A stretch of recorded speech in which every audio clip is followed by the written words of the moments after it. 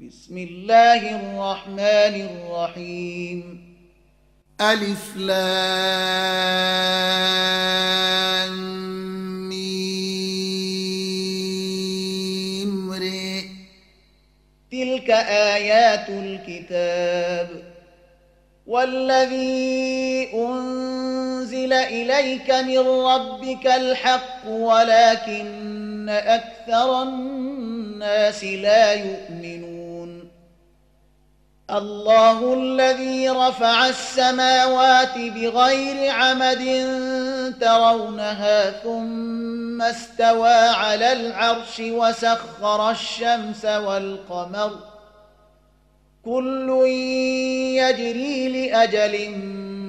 مسمى يدبر الأمر يفصل الآيات لعلكم بلقاء ربكم توقنون. وهو الذي مد الأرض وجعل فيها رواسي وأنهارا ومن كل الثمرات جعل فيها زوجين اثنين يغشي الليل النهار إن في ذلك لآيات لقوم يتفكرون. وفي الأرض قطع متجاورات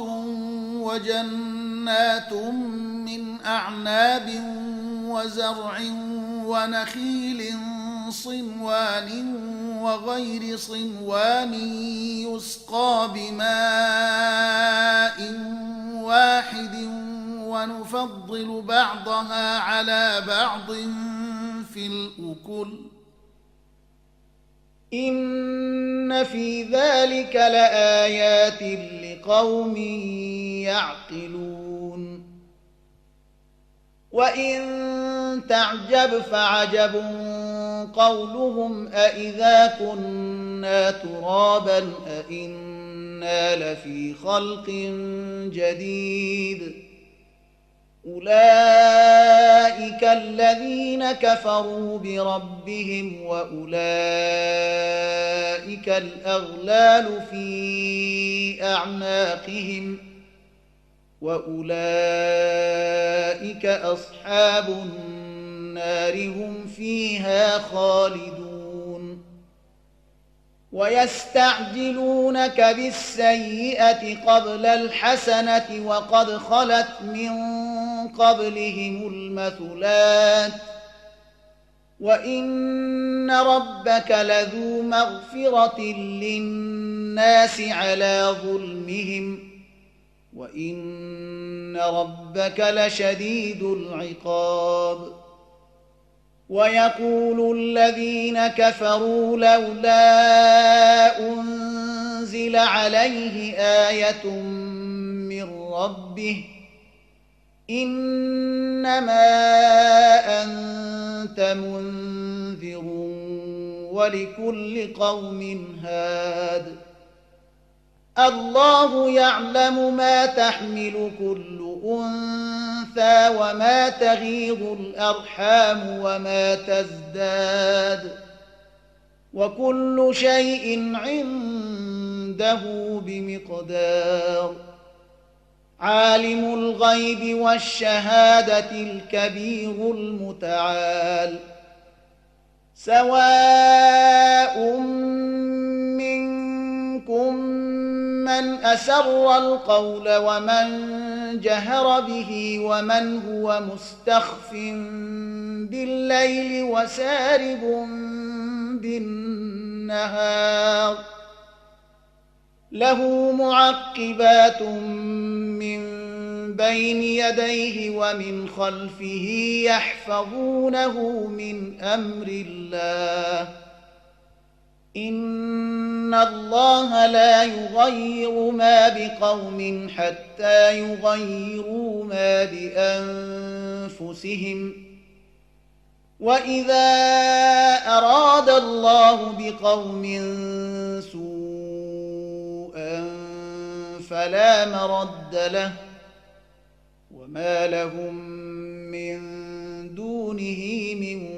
وال. هو الذي يريكم البرق خوفا وطمعا وينشئ السحاب الثقال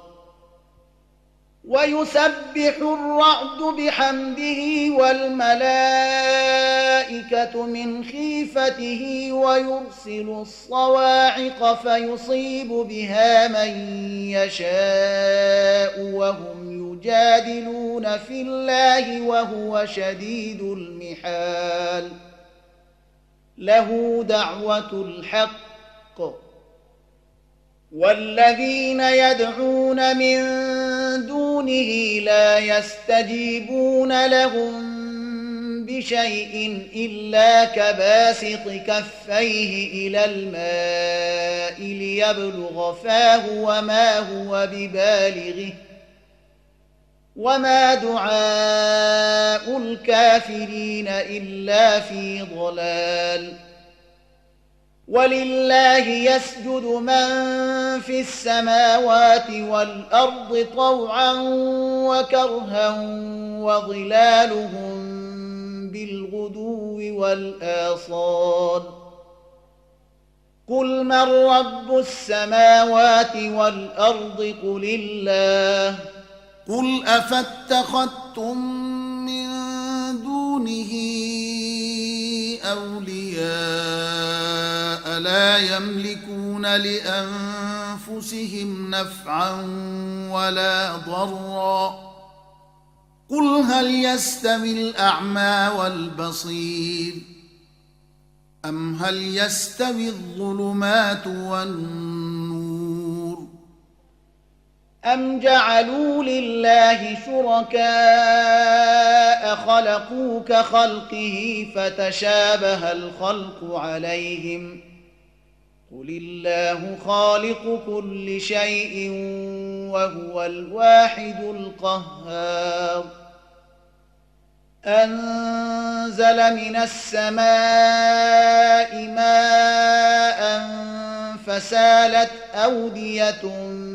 بقدرها فاحتمل السيل زبدا رابيا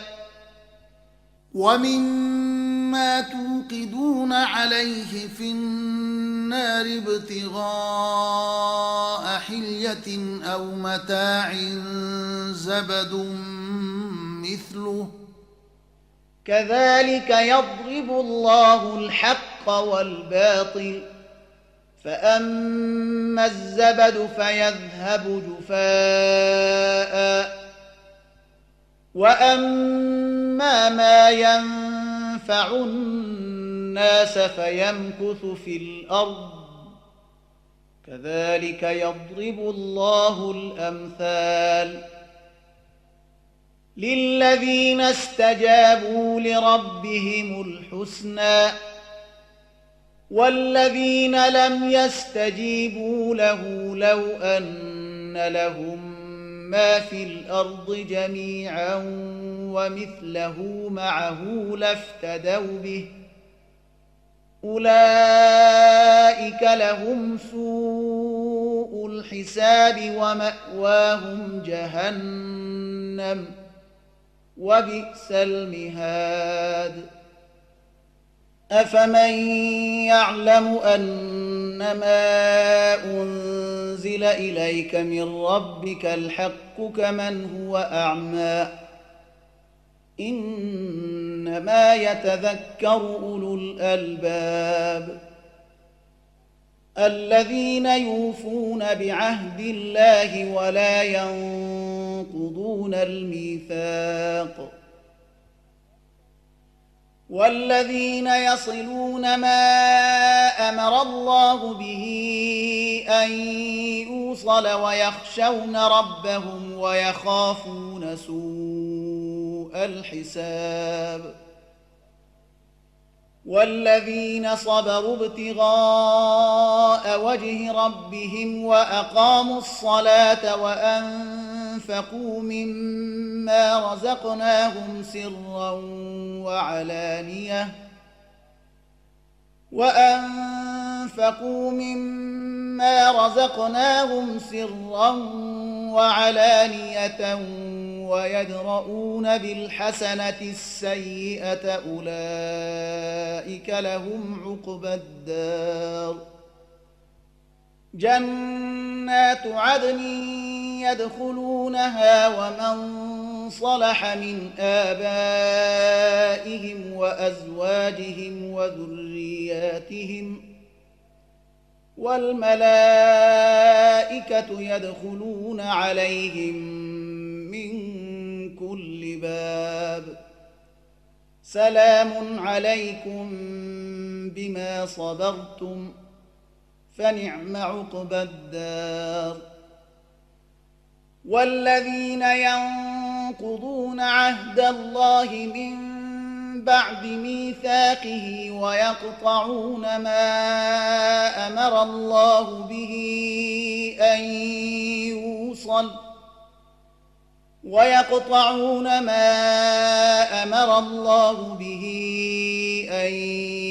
يوصل ويفسدون في الأرض أولئك لهم اللعنة ولهم سوء الدار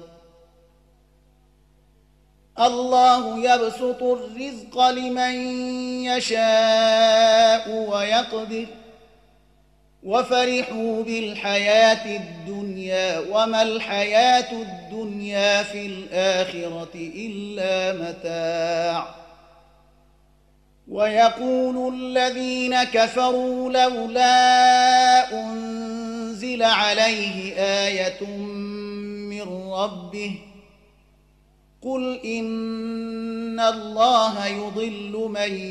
يشاء ويهدي إليه من أناب الذين آمنوا وتطمئن قلوبهم بذكر الله ألا بذكر الله تطمئن القلوب الذين آمنوا وعملوا الصالحات طوبى لهم وحسن مآب كذلك أرسلناك في أمة قد خلت من قبلها لتتلو عليهم الذي أوحينا إليك وهم يكفرون بالرحمن قل هو ربي لا إله إلا هو عليه توكلت وإليه متاب ولو أن قرآنا سيرت به الجبال أو قطعت به الأرض أو كلم به الموتى بل لله الأمر جميعا أفلم ييأس الذين آمنوا أن لو يشاء الله لهدى الناس جميعا ولا يزال الذين كفروا تصيبهم بما صنعوا قارعة أو تحل قريبا من دارهم حتى يأتي وعد الله إن الله لا يخلف الميعاد ولقد استهزئ برسل من قبلك فأمليت للذين كفروا ثم أخذتهم فكيف كان عقاب أفمن هو قائم على كل نفس بما كسبت وجعلوا لله شركاء قل سموهم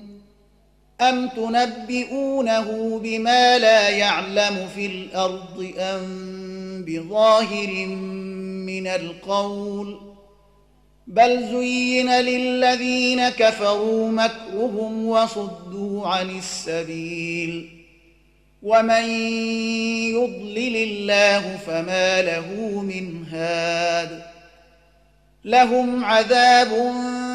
في الحياة الدنيا ولعذاب الآخرة أشق وما لهم من الله من واق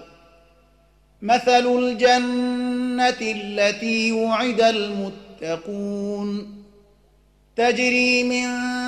تحتها الأنهار أكلها دائم وظلها تلك عقبى الذين اتقوا وعقبى الكافرين النار والذين آتيناهم الكتاب يفرحون بما أنزل إليك ومن الأحزاب من ينكر بعضه قل إنما أمرت أن أعبد الله ولا أشرك به